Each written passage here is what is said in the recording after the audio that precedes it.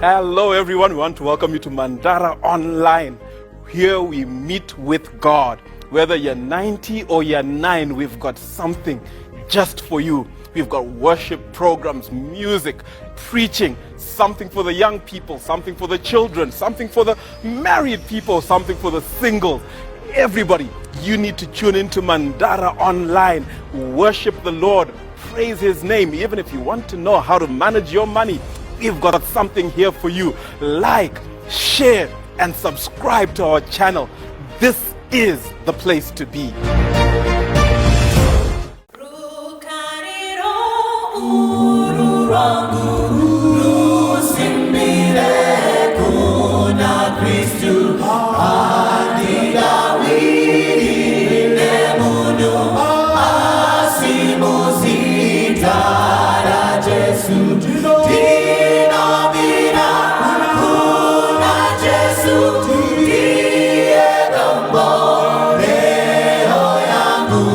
She when we shine, you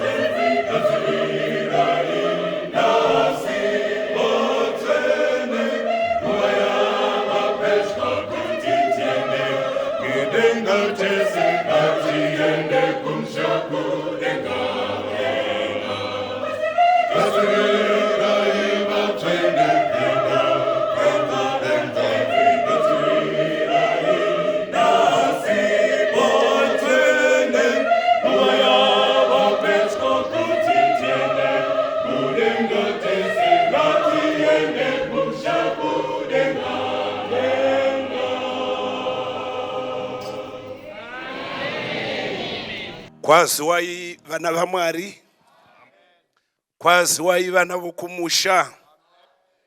Toda kutenda Mwari panguva ino yaatendera kuti musangano uno wakanaka zvakadai urambe uchiindirira mberi kwemavhiki maviri. Toda kutenda Pastor Chino nokurongedza musangano wakadai. Kana pane chinhu chinokosha kugadzirira vana vaMwari vachaenda kudenga.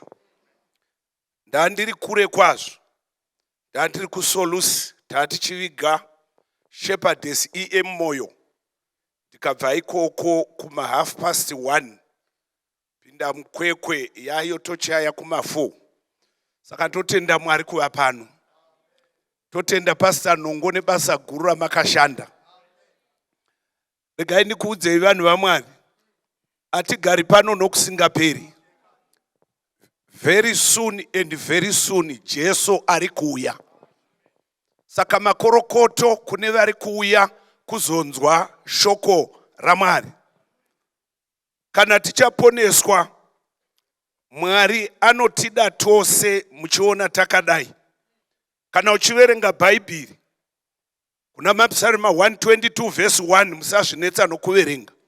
Inoti iyo, ndakafara pavakati kwandiri, handei kuimba yaJehovha. kana pane nzvimbo inofanira kuva magentleman, inzvimbo yokunamata. Kana pane nzvimbo inofanira kufarira majaya nemhandara, inzvimbo yokunamata. Ndo muno maunowana chikomborero chomuchato wakanaka, ndo maunowana chikomborero chebasa, ndo paunowana chikomborero choutano, ndo paunowana ramangwana redu. Upenyu hwedu huri mumavoko aMwari. Saka umwe noumwe wakateerera nyaya iyi, Jesu ndo wedu tose, denga nderedu tose. Denga rakatarisira kuti umwe noumwe unotenda kuna Jesu awane upenyu husingaperi. Ukaverenga Luka chapter 19 pavhesi ra10, Bhaibheri rangu rinoti iro, Jesu Kristu wakauya kuzotsvaka nokuponesa chakarashika. Apa hamuna kupawa. Pakabva Jesu kudenga kuutsvene achidzika munyika yake yaMwari, akauya kuzotsvaka nokuponesa chakarashika. Handisi kuti cheche yazvinzwa iri. Kana uchaponeswa, nyange wakabhabhatidzwa makore namakore, uchiimba nziyo dzeZion, kana uchaenda kudenga, kana Jesu ari mauri, basa rako ndorokutsvaka nokuponesa chakarashika. Saka mukahwauya wanga achiti mangwana, hatiwedzerei vaenzi nevakabhabhatidzwa makorokoto kumuchinjikwa, mazviwanira pfuma inogara nokusingaperi. Saka kana Jesu ava matiri, zuva rimwe nerimwe unotsvaka vazhinji kuti vaponeswe. Zuva ranhasi, nemhaka yekuti ndiri kutanga kutsika, regai ndiitewo matsiko mbichana. Tiri pana Jona chapter 1, nyaya yakajairika. Munhu waMwari akanga akagagwa nomweya mutsvene aiva nebasa mupasi rinoi. Kana iwewo uri wokuponeswa, une basa mupasi rino, vakatobhabhatidzwa, pindai mubasa rokutsvaka nokuponesa hama dzenyu. Musangano uno ndo wedu tose. Uchava musangano unozipa, uchava musangano uchatendekera vanhu kuna Mwari. Pasi rose rikahwa shoko iri, chinangwa chaMwari ndochokuti munhu wose aende kudenga, amirire kuuya kwaJesu akafara. Jona chapter 1 verse ra 1, tega munhu waMwari. Yes. Verse ya 1. Yeah. Zvino shoko raJehovha rakasvika kuna Jona mwanakomana waAmitai richiti, Yeah. simuka uende Ninevha, Yeah. riya guta guru, unoriparidzira, nokuti kuipa kwavo Yeah. kwakwira pamberi pangu. Famba. Verse ya 3. Verse ra Asi 3. Jona wakasimuka, Jona wakasimuka Tashishi, akada kutizira Tashishi, Jehovha, abve pamberi paJehovha akaburukira Jopa, nokuburukira Jopa, akawana chikepe nokuwana chakatoenda chikepe Tashishi, chakanga chakananga Tashishi, akabudisa mari yacho nokubudisa mari yokufamba, nokupinda mukati macho, nokupinda mukati macho, kuti aende nawo Tashishi, kuti aende navo Tashishi, abve pamberi abve paJehovha. pamberi paJehovha. Verse ya 4. Verse ra 4. Asi Jehovha wakatuma Asi mhepo inopenga, achimbobira zvako. Regai timbonamata. Baba vedu vari kudenga, tahwa shoko renyu ratsanangurwa, tokumbira mweya wokunzwa nokududzira. Komborerai vateereri muzita raJesu. Amen. Amen. Bhaibheri shoko raMwari ratiro, zvino shoko raJehovha rakasvika kuna Jona mwanakomana waAmitai richiti, simuka uende Ninevha, riya guta guru, undoriparidzira zvivi zvavo, nokuti kuipa kwavo kwasvika pamberi paMwari. Teererai munzwe vanhu vaMwari. Mwari haaparadzi guta asina kutuma shoko roupenyu. Amen. Nyangwe Harare haiparari, nyangwe Mozambiki, nyangwe Australia, USA, Mwari unotuma shoko kuti vanhu vapone. Hallelujah. Rinoinda navanhu, hariindi nengirozi. Wakatuma mukomana wainzi Jona mwanakomana waAmitai, kukaisimuka uende Ninevha. Shoko raMwari rinoti Jona wakasimuka, nokubva atora mabhuku, akatora mabhaibheri ake nezviimbiro zvake, nokuinda pastation. akati kana aiva nomukadzi hazvina kutsonangugwa akatooneka ndiri kuinda Ninivha. Kana aiva neshamwari wakaoneka. But asvika pastation pfungwa dzakapishingana akatsvaka chikepe chainda Tashishi. Regai ndikuudzei vanhu vaMwari, Bhaibheri rinoti shoko raJehovha rakasvika kuna Jona. Ungobvisa Jona uise zita rako. Shoko raMwari rinosvika kuno umwe noumwe wedu achiri mupenyu. Kana shoko raMwari rasvika pauri rinoti simuka. Ameno pawakagara. Vamwe vakagara pakuvengana, vamwe vakagara pakuzorana, vamwe vakagara pakufunga nezvenyika ino. Shoko kana rasvika rinoti simuka. Vamwe vakagara pashoko enyika inoi. Bhaibheri rinoti iro simuka unange kuna Mwari. Jona wakasimuka. Tose takadai sesangano. Mwari wakatidana. Vamwe vakabva mumabhawa, vamwe vakabva mutambashangara, vamwe vakabva muzvibhakera, vamwe vakabva mune zvakasiyana siyana. Shoko rakati simuka. Kana tasimuka tindoparidzira maguta. Kana kuchiguta aireva vanhu kuti vaponeswe. Shoko rinoti iro Jona wakasimuka akasvika pastation nokutora chikepe chainda kupisangano Tashishi. Achida kutiza pamberi paJehovha akabhadhara mari nokukwira chikepe akananga Tashishi. Hamuna kunzwa sangano? Amen. Tashishi waindoitei? Nokuti kwakusina mission. Hakusiwo kwanga atumwa. Terera munhu waMwari. Mwari anoda vanhu vanokwira chikepe chakananga Ninivha. Chikepe chakananga Ninivha. Ukanzwa Mwari ati mukurarama kwako regerera vanokutadzira wananga Ninivha. Ukanzwa Mwari ati iye gamuchira shoko raMwari ukagamuchira wananga Ninivha.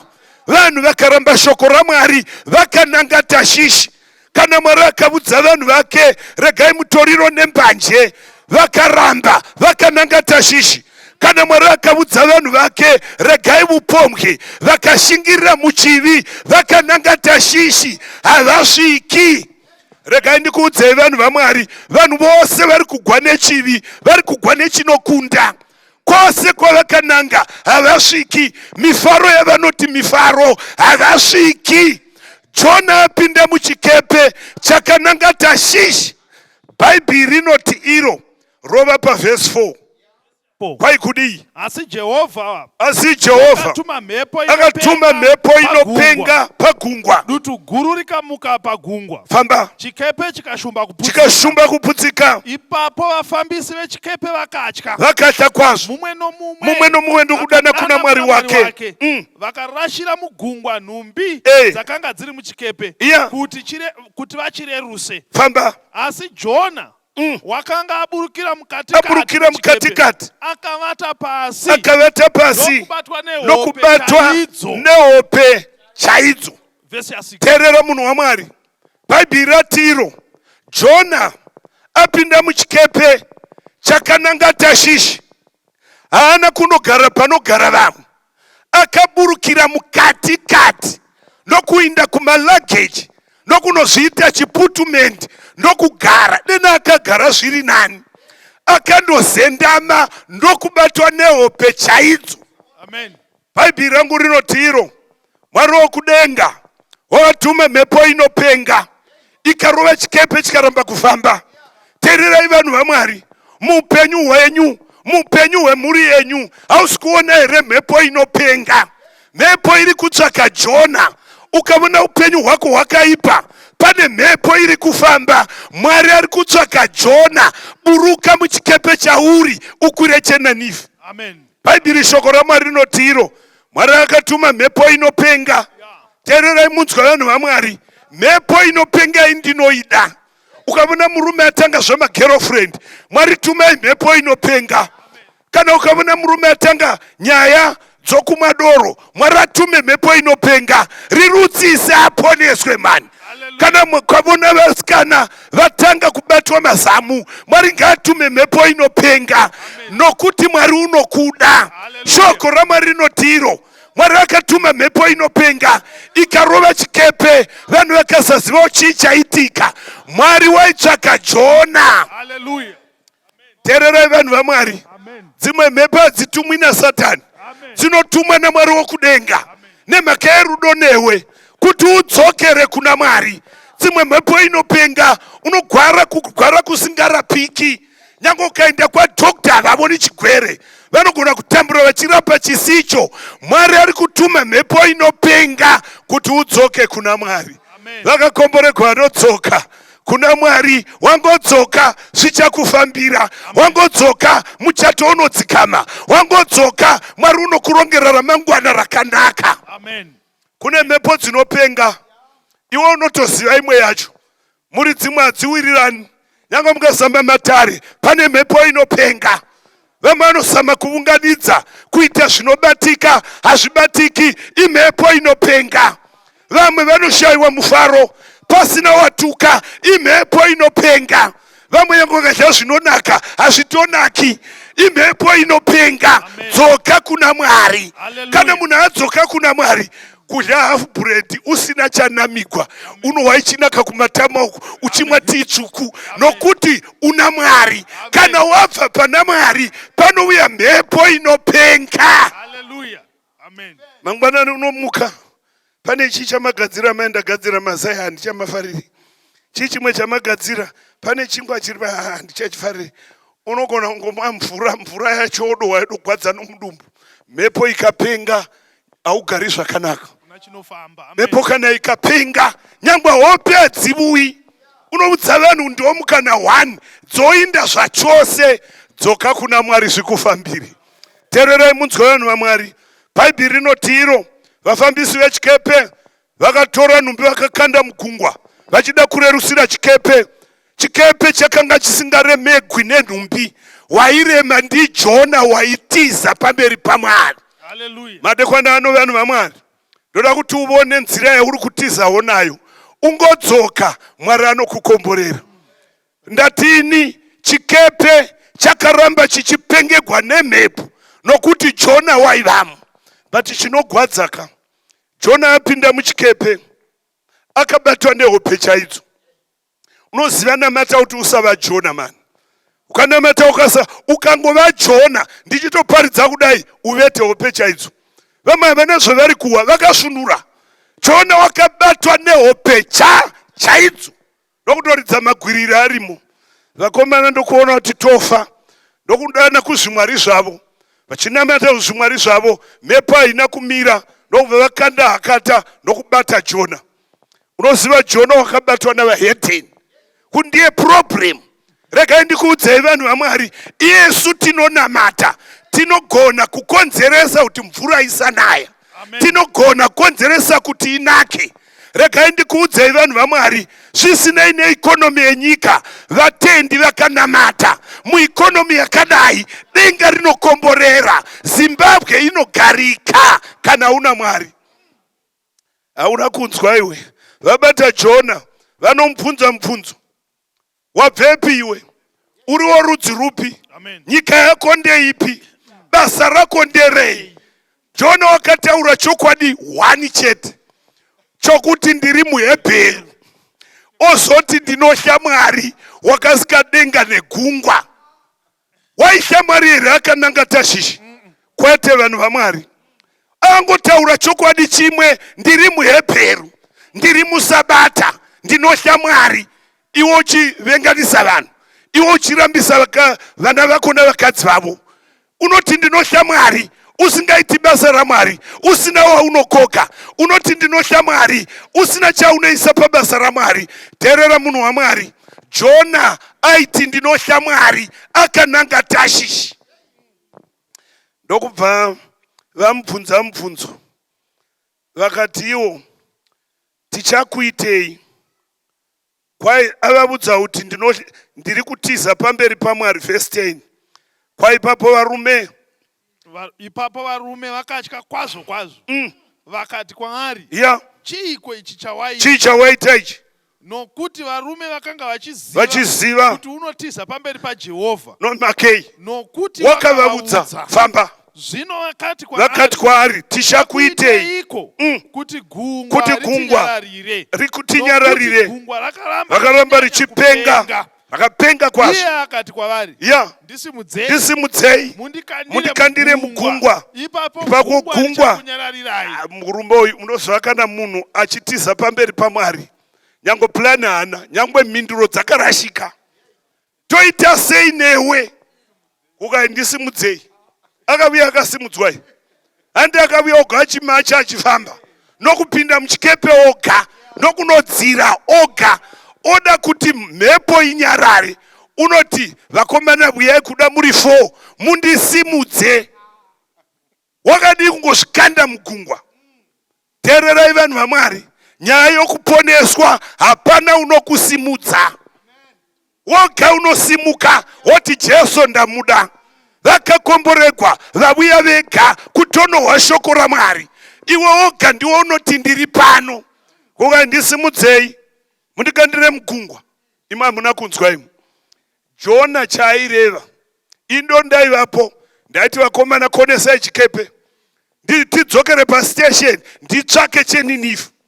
Jona unoti beta kufa pakuteerera Mwari. Zviri nani ndife pakunanga Ninevha. Kandai mumvura ndife. Teerera munhu waMwari. Varipo vanoti gwizimba nechivi, vanoti beta kufa pakurega Smell House. Varipo vanoti beta kufa pakuregerera hama yangu. Varipo vanoti beta kufa pakurega chitema. Teerera munhu waMwari, Mwari anokuda. Udza vari pedo nokuti Mwari anokuda. Amen. Bhaibheri rinoti iro, varume vanzwa kuti ndikandei mumvura, chero vari vaHedheni vakati hatingaburai munhu ropa rake rinotsvakwa mumavoko edu. Paiye vatoti kandai mhepo inyarare. Vakati hatingakandi, rega muwa ichiverengwa verenga. Vakapfuma here? Verse 13. Come on. Kunyangwe zvakadaro, varume vakakwaswa nesimba vachidza kudzorera kunyika. Vakarega tosiya benzi kunyika isi. Vakakonewa nokuti gungwa rakaramba richivapengera. Maiwa here sangano. Vaikwaswa vodzokera kunyika. Vakatoda kusiya benzi panyika yakaoma, rife roga, kuda zvisungirire. Kwai vakazama kukwaswa nesimba. Mhepo ikawedzera kupenga. Kwai yakawedzera kudarika pokutanga. Jona chiri ndakuudzai munopera mose. Ndakuudzai munopera, ndati ndikandei. Vakati mukomana washinga uyu, hati mukandai. Makandiyera sangano. Ukamona munhu ashinga muchivi chake, kandai mvura. Sarega kandai chaiko. Kana munhu ashingirira chivi chake, kandai. Asi havana kukanda vasina kunamata. Tega mukomana. Verse 14. Verse 14. Naizvozvo vakadana kuna Jehovha vakati, tinokunyengeterai imi Mwari Jehovha, tinokunyengeterai Jehovha nokuda kwenyu hwomunhu uyu vatomubata. Murege kutisundira mhosva. Teerera sangano raMwari, makaita henyu sezvamakada. Kukai vakatanga vanamata. Ukamona munhu anetsa nyangwe muchechi, kandai. Tangai manamata. Wasimbirira chivi chake, tava kunamata, tomukanda.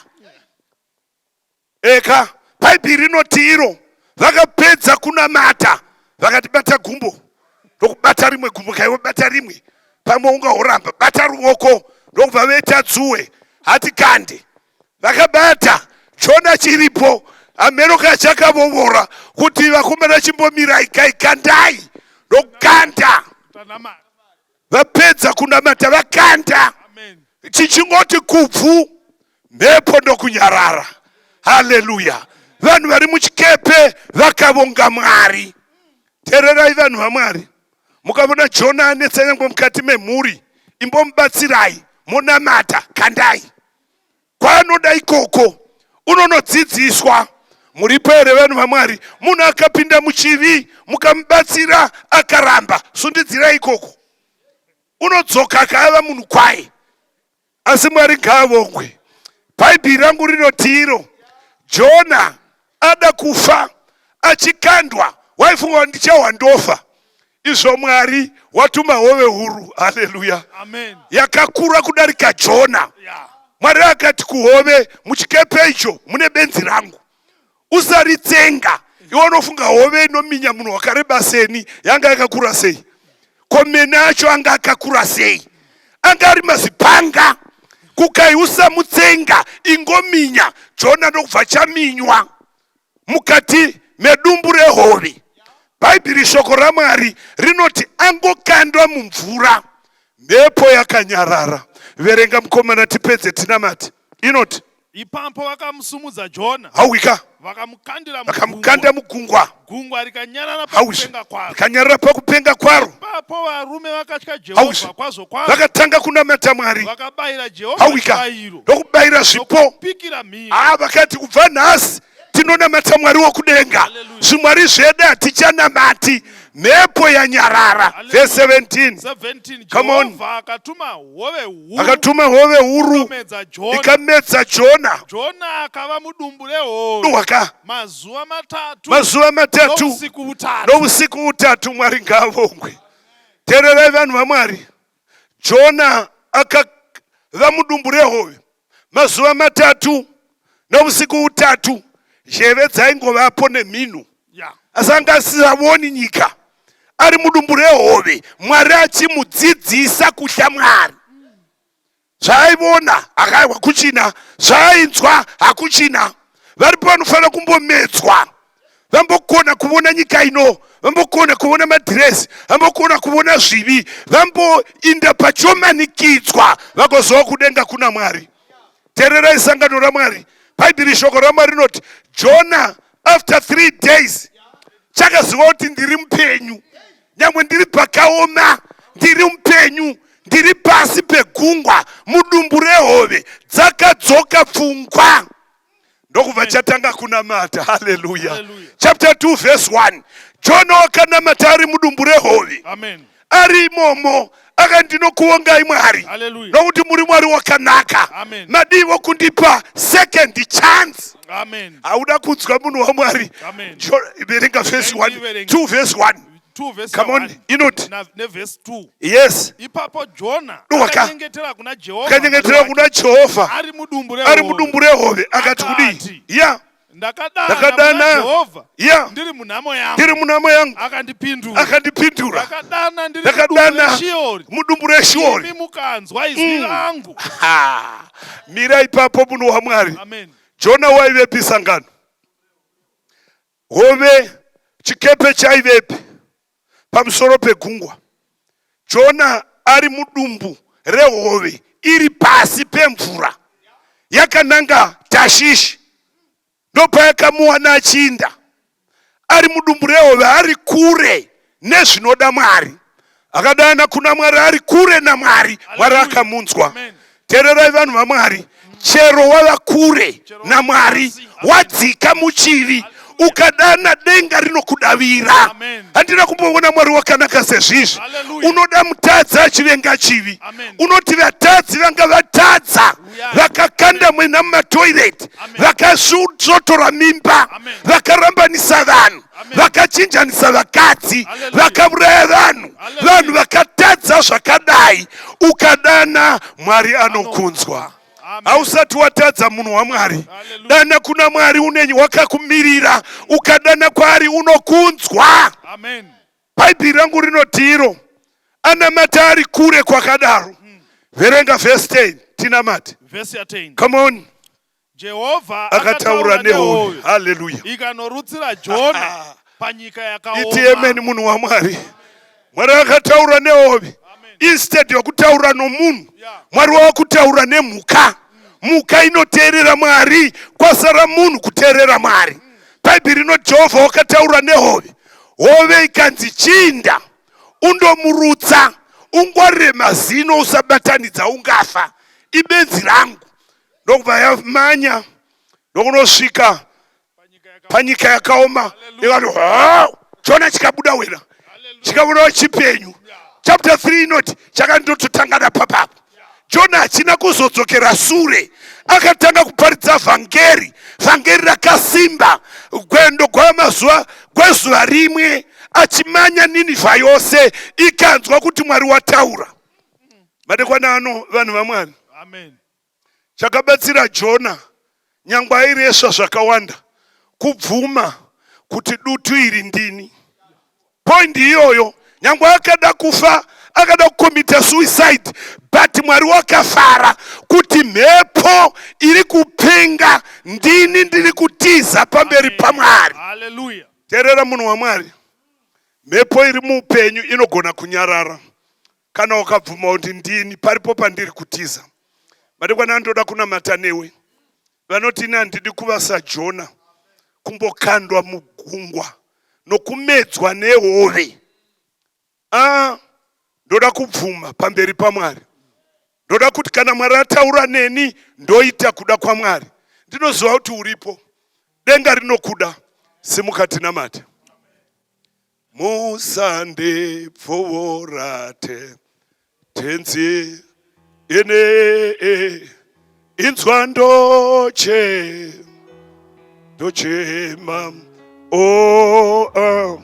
apo wadaidza ine mbosambondipfuura. Tererai vana vaMwari, denga rinokuona uri pauri. Mhepo dzoupenyu, mhepo dzomumuri, mhepo dziri pamaprojects, mhepo dziri muupenyu hwako, denga rinoda kudzimisa. Vari pedu vanoti Mwari, ini ndiri kutorevesa, misai mhepo youpenyu. Simudza ruoko kwako, ndava kunamata. Baba vedu vokudenga, ndoda kutendai navanhu venyu vamakatenga neropa renyu. Gwirai umwe noumwe madekwana anhasi. Jona wakabvuma, mukamutendera kurarama, mukamisa mhepo yakanga ichida kuuraya nevasina mhaka. Toda kunamatira vanhu venyu, vapei kushinga kuti kana mavatuma kumishini kutsvaka vamwe, vatsvake nomwoyo wose. Kana aripo kananga Tashishi nezvizhira zvezvivi, tinokumbira kudzoka madekwana ano. Tatenda Mwari nokuti matinzwa. Chitikomborerai tose muzita raJesu rogara nokusingaperi. Amen. God bless you. Zvakavanzika zvemoyo yedu, mafungiro ako ziva Ishe anoona. Mwari chenurai moyo yedu izadzeni nemweya wenyu. Mwari chenurai moyo yedu izadzeni nemweya wenyu. Tisafunganya zvakaipa, tigare pedyo nemi.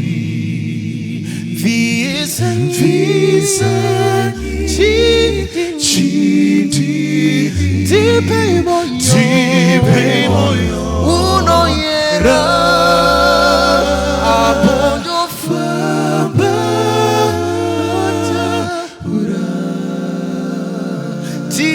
tikudze zita renyu.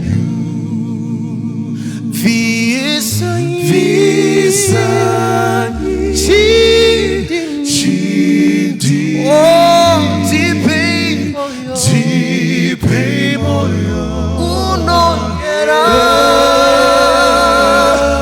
apondofamba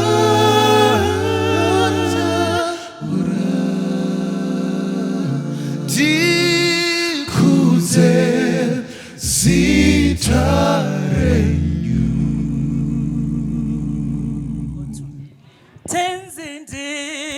Tungamire mukati mezviedzo, mananda andibata, timido modiwike, timi mutungamiri, tenzindi tungamiri. onyarazwa unganyaraze nyanza mananda anomunzwa kana mati nyarara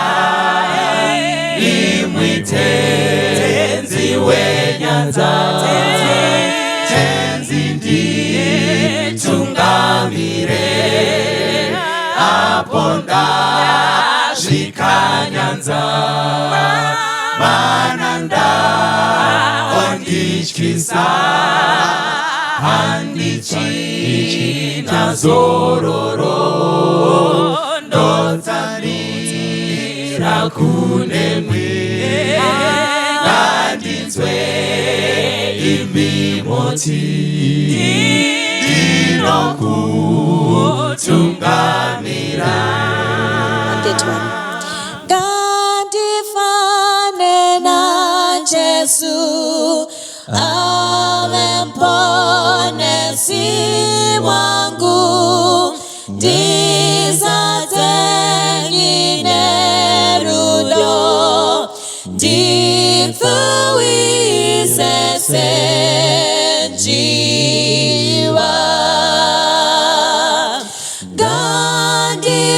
Gandifambeza Jesu murwendo rweripasi ndiri murombo mweya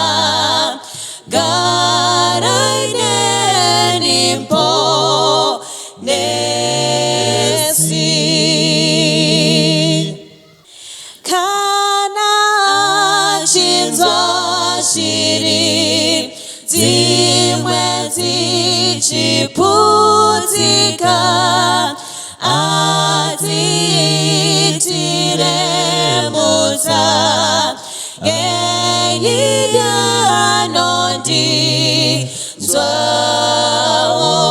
yeyidanondinzwawo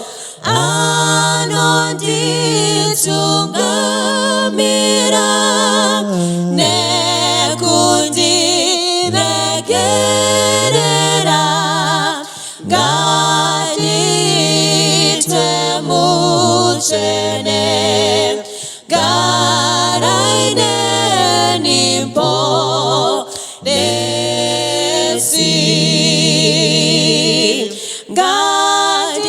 ngandifane na Jesu mukurarama kwangu ndizorore kunemi panjimbo